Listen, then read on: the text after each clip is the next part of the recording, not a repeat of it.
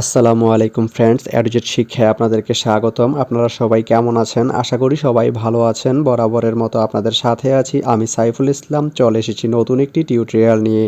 So আজকের টিউটোরিয়ালটি কোন বিষয়ের উপর হতে চলেছে সেটা নিশ্চয়ই আপনারা টাইটেল এবং থাম্বনেল দেখে অলরেডি বুঝে গেছেন। তো আমি কথা বাড়াবো না, চলে যাব মেইন টিউটোরিয়ালে।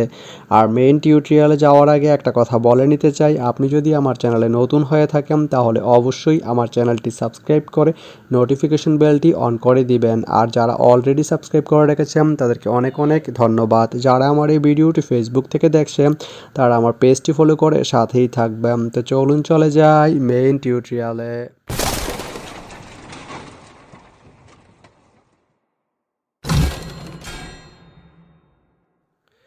তো বন্ধুরা, আজকে আমরা জানবো আপনি রুহিয়া থেকে জয়দেবপুর যেতে কোন কোন ট্রেন রয়েছে, সেই ট্রেনগুলো ছাড়ার নতুন সময়সূচি, বন্ধের দিন এবং গিয়ে পৌঁছতে কতক্ষণ সময় লাগবে বিস্তারিত।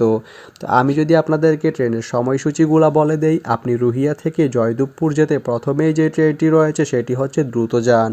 দ্রুতযান ট্রেনটি রুহিয়া থেকে ছাড়বে সকাল 7:47 এবং এটি জয়দেবপুর গিয়ে পৌঁছবে বিকাল 5:57। এই ট্রেনটির কোনো অফ ডে নেই।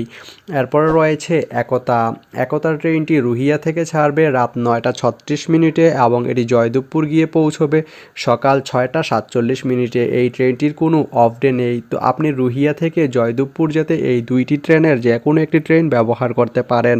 তো ভিডিওটি কেমন লাগলো অবশ্যই কমেন্ট করে জানাবেন। আর ভিডিওটি যদি ভালো লেগে থাকে বা আপনার কোনো উপকার এসে থাকে তাহলে ভিডিওতে একটা লাইক করে দিবেন, কারণ আপনার একটা লাইক আমাকে অনেক ইন্সপায়ার করে নতুন নতুন আরও ভিডিও বানাতে।